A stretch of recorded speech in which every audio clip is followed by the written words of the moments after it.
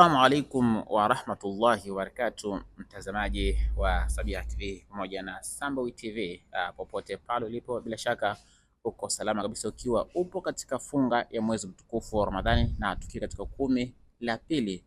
Mbele yetu tuna al-Ustaz Sheikh Musa, Ustadh Musa Maalim Musa Muhammad Mbeto, ambaye atakwenda kutueleza kuhusiana na mwezi mtukufu wa Ramadhani, ni yapi mambo ambayo yanafaa kuyafanya, lakini pia ni yapi yale ambayo hayafai tusiyafanye, ili tuweze kupata fadhila na thawabu za mwezi mtukufu wa Ramadhani. Assalamu alaikum wa rahmatullahi wa barakatuh. Wa alaikum assalam wa rahmatullahi wa barakatuh. Kwa niaba ya watazamaji wetu, nataka kujitambulisha unaitwa nani na unaelezea vipi katika mwezi huu mtukufu wa Ramadhani? Naam, kwa majina naitwa Ustadhi Musa Muhammad Mbeto Marizo. Nikichukua nafasi hii ya kuwaeleza waumini kuhusiana na mwezi wa Ramadhani. Ni mwezi ambao ni pendwa, kwanza watambue waumini. Katika miezi waliopendelewa waumini wanadamu, huu ni mmoja katika miezi ambayo wamependelewa, kwa sababu moja ya mwezi ambao malipo yake ni ya kimaajabu ajabu ni mwezi wa Ramadhani. Imefikia wanazuoni kutuaminisha kwamba kumwelewa Bwana Mtume Muhammad sallallahu alaihi wasallam, yoyote atakaye swala ya sunna tu analipwa faradhi. Matukio hayo hayajanasibishwa na mwezi mwingine wowote isipokuwa ndani ya mwezi wa Ramadhani. Na atakaye swali faradhi, yani pia imefikia sehemu ya kuonekana ni sawasawa mtu huyu ametoa mali yake ya kwenda kuhiji Maka katika nyumba tukufu na kwenda kufanya ziara ya katika nyumba ya Bwana Mtume Muhammad sallallahu alaihi wasallam Madinatul Munawwara. Lakini ziada ya matukio ambayo yanayofanywa hapa, Mwenyezi Mungu kwa kupitia Mtume Muhammad sallallahu alaihi wasallam, yani yanaongezwa zaidi na zaidi. Chukulia mfano sasa, sadaka ni kitu kipo ndani ya miezi yote, lakini ukija ukiangalia mwezi wa Ramadhan umeitwa shahru sadaqa, shahrul ihsan, shahru tuqa, shahrul maghfira. Huu mwezi wa Ramadhani una majina mengi. Leo sehemu kubwa ambayo tunatakiwa tunufaike na Ramadhani. Ramadhani tunanufaika nayo vipi? Kunufaika kwa Ramadhani sio kufunga tu ukaamini ndio tayari unanufaika. Funga inatakiwa ifatiliwe na vipengele viwili vikuu vya mwanzo. Kwa mwenye kufunga ni lazima kwanza aiheshimu shahada, na ili ikamilike shahada ni lazima ukiri falme mbili: ashhadu an la ilaha illa Allah wa ashhadu anna Muhammadar Rasulullah. Hii kauli au haya maneno yanatakiwa yabembelezwe, yaishi kwenye moyo wa muumini. Lakini baada ya hapo, kinachofuata ni nguzo ya swala. Itakuwa saumu ya mja ya muumini ina unyonge na udhaifu na pia kuharibika kwa mwenye kufunga pasi na swala. Bimaana ili saumu yetu iongeze nyama, iwe ya heshima, iwe pendwa, lazima hapa nyuma kipengele cha swala muumini lazima akifanya nini? Akiheshimu. Bimaana asiweze kuheshimu vazi moja na vazi jingine asiliheshimu. Hata maisha ya kidunia haikubaliki mwanadamu akavaa suruali tu akaondoka kwenda huko. Ukimwona mwanadamu amevaa suruali na akatembea, basi huyo hayupo kwenye heshima ya imani, yupo kwenye kuitii nafsi yake. Lakini ukimwona mtu ana imani hawezi kuvaa suruali akatoka hivi hivi, laiki za watu wakamwona, hata wanawe pia hatotaka kuonyesha kwamba mimi wanangu wanatakiwa kuniona maungo ya mwili wangu. Huyo ni muumini. Anaishi ki wanadamu tu unavyotaka, ana uwezo wa kuishi vyovyote anavyotaka. Sasa moja ya safari ya saumu yetu ili iweze kupata tija ni lazima tuwe na ihsani, tuhurumiane, kwa aliye nacho aone umuhimu ya maneno ya Mwenyezi Mungu. Mwenyezi Mungu anasema wa fi amwalihim haqqun ma'lum, katika vipato mtakavyovipata nyinyi wanadamu kuna haki special, kuna haki maalum, lisaili wal mahrum. Hiyo pesa yako itatakiwa itumiwe, sio uitumie wewe tu uliye nayo, sio wewe ndio utumie kwa sababu ni kipato umepata mwenyewe. Itatakiwa hiyo pesa yako itumiwe. Kuna watu wana haki na hiyo pesa yako. Awe mwenye kukuomba atatakiwa apate pesa yako, awe hakukuomba wewe mwenyewe, zile hali ukizitizama tu unawajibu umtimizie yale asiyokuwa nayo. Pengine shehe, sasa kuna watu ambao wao wanafikiri kwamba ili somo yake kamilike lazima anafunga tu kawaida, aswali, hatoi zaka, pengine afanye chochote isipokuwa anafunga tu, na mara baada ya kufunga anakuwa yupo ndani tu, hawezi kutoka mpaka magharibi bila nafuturu, kisha endelee na harakati zake zingine. Je, hili liko vipi? Ili kwa maneno yetu kwa wakati wetu wa leo tutabakia kusimamia msimamo wa Bwana Mtume Muhammad sallallahu alaihi wasallam. Labda wazalishwe maulamaa wapya waje watetee ili kwamba aliyefunga na asiswali funga yake bado iko hai. Yani yoyote atakayefunga pasipo na swala funga yake haifanyi kazi, kwa sababu ameacha jambo la umuhimu.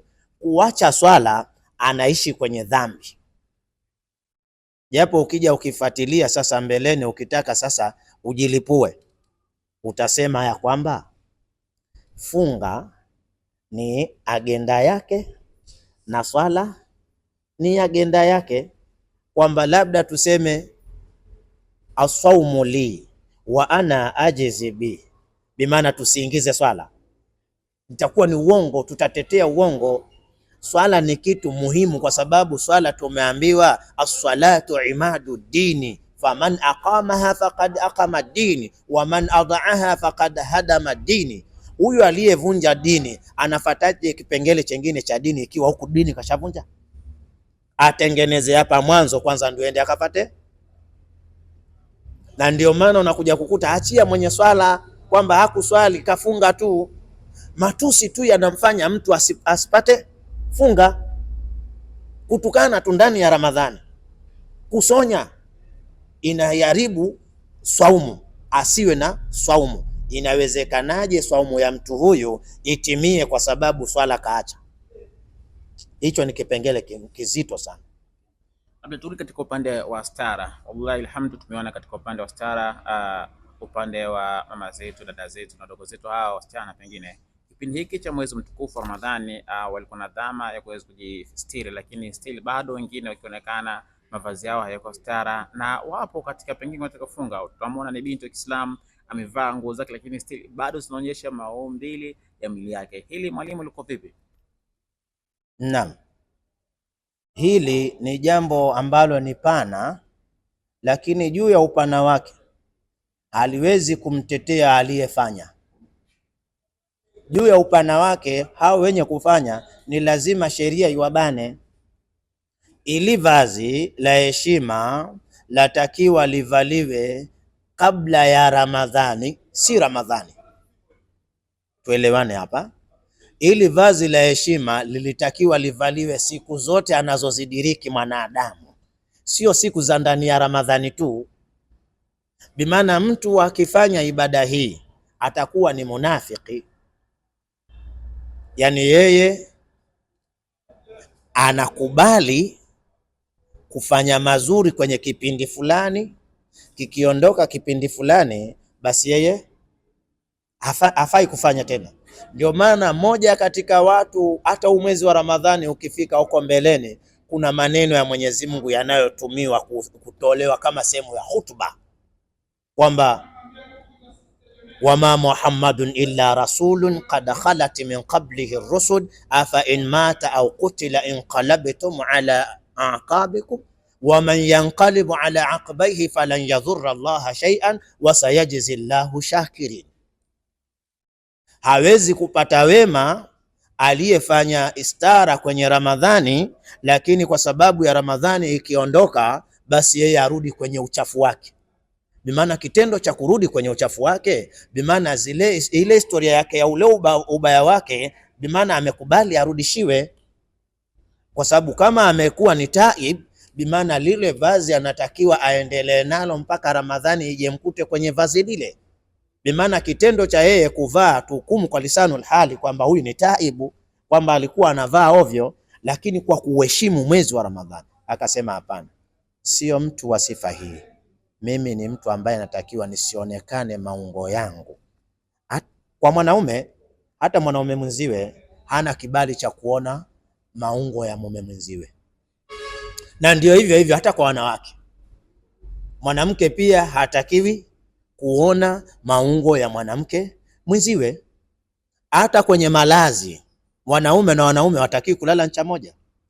Unalijua ile shekhi? Yani kulala ncha moja wanaume kwa wanaume tena, alafu mbaya zaidi pia wakajifinika na shuka moja, ndio haifai kabisa. Bimaana haya ndiyo mazingira ya usalama wa maisha ya mwanadamu. Mwanadamu ili aweze kuishi kwenye maisha mazuri ni lazima aishi kwa katiba ya imani. Naam, turudi katika mambo ambayo yanafaa sasa, mambo ambayo hayafai kuyafanya katika kipindi hiki cha mwezi mtukufu wa Ramadhani. Sheikh Musa, ni yapi mambo ambayo hayafai kuyafanya kipindi hiki cha mwezi mtukufu wa Ramadhani? Naam, kwa aliye na kuwa na afya njema, asiyekuwa na vidonda vya tumbo, kuliwa na ngiri, wala asiyekuwa na matatizo mengine yote haya kidunia, atakiwi kula mchana wa Ramadhani sehemu ya kuonekana na kila mtu. Atakiwi kunywa adharani. Kama mwenyewe kajipa udhuru wa kuto kufunga, alitakiwa kuwaheshimu waliofunga, kwa sababu sisi wanadamu tuna roho dhaifu. Wa khuliqal insana dhaifa, mwanadamu kaumbwa ni dhaifu, hana uwezo wa nguvu.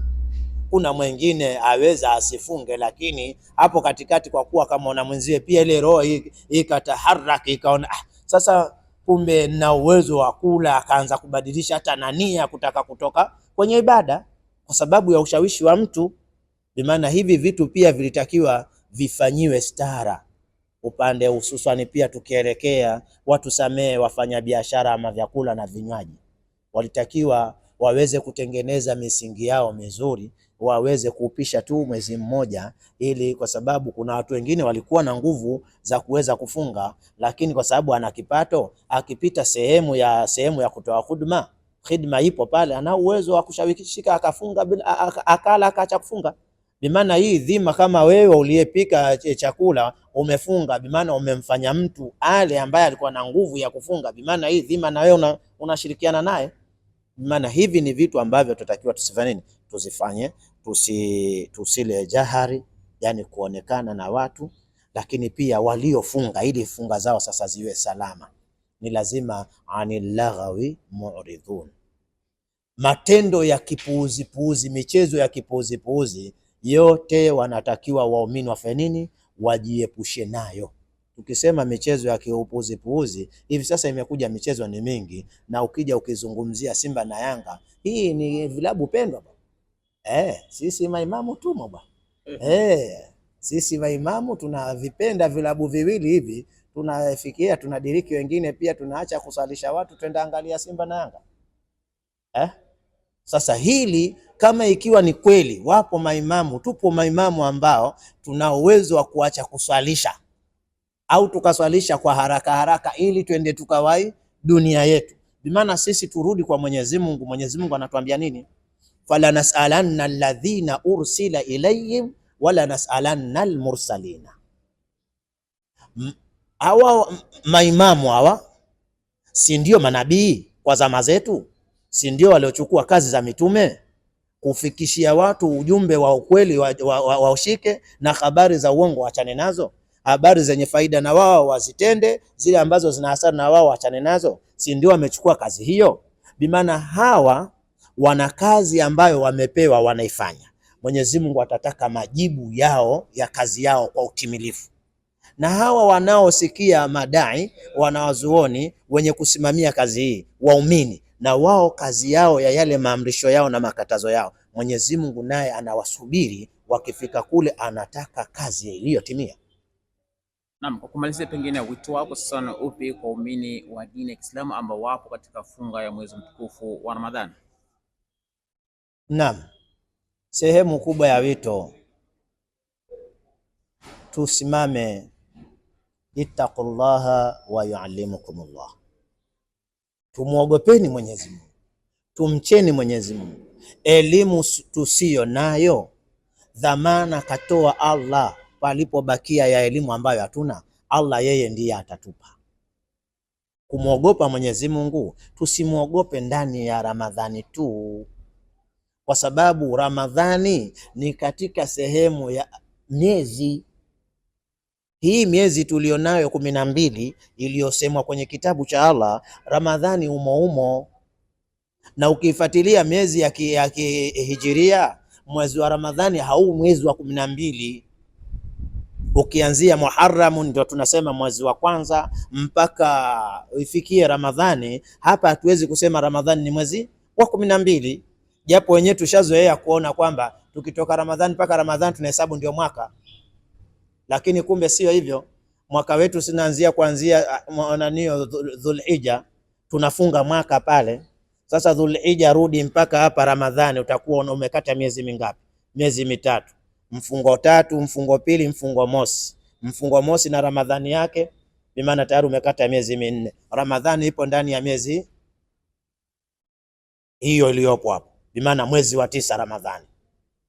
Hii mitatu ukichanganya inakuwa ni 12, ni Ramadhani. Wito wetu wa watu wenye kazi hii, wanahitaji hivi vishawishi vya dunia vilivyoongezeka duniani, watu tusivipe nafasi. Tuvipe nafasi vile ambavyo kwamba vina ushawishi wa kuweza sisi kusalimika kwenye maisha ya kituo hiki tulicho nacho, tupate riziki zetu zisiwe na shida. Hebu angalia mfano kwa mapenzi ya Mwenyezi Mungu, japo wengi hatufanyi.